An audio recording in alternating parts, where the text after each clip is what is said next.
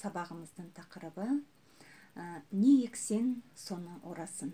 Әр адам өмірінде жетістікке жеткісі келеді.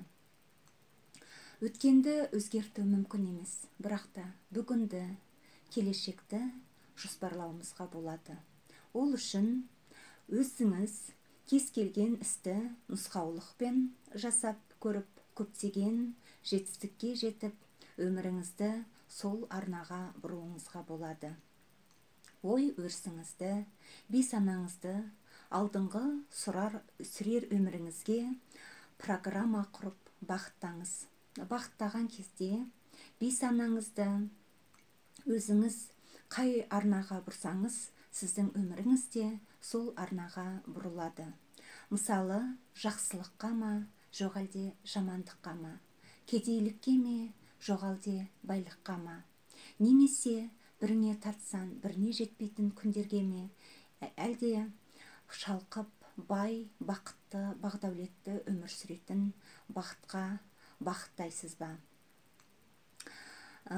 Осындай сұрақтарды өзіңізге қоя отырып, келер өміріңізге программа, жоспар құруыңызға болады.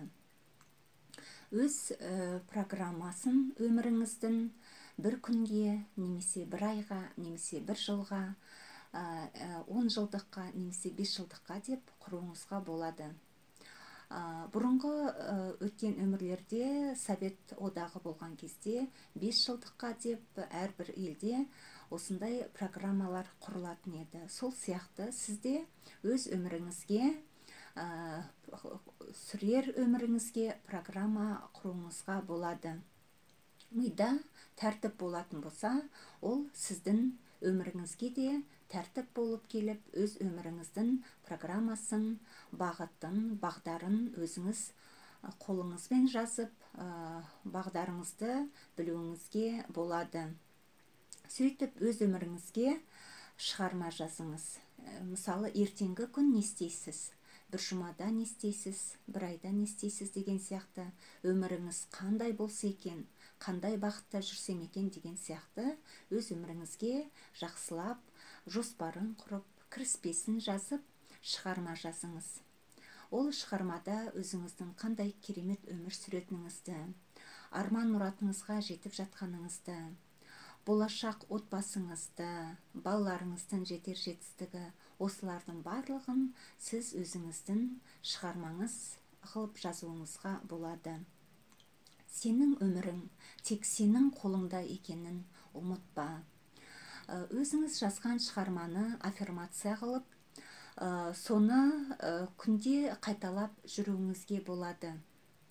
Сонда сіздің жазған шығармаңыз біртіндеп өз өміріңізге ақырындап келе бастайды.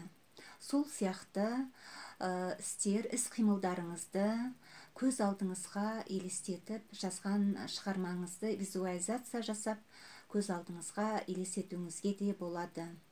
Және де өз өміріңіздің өз қолыңызда екенін ұмытпаңыз.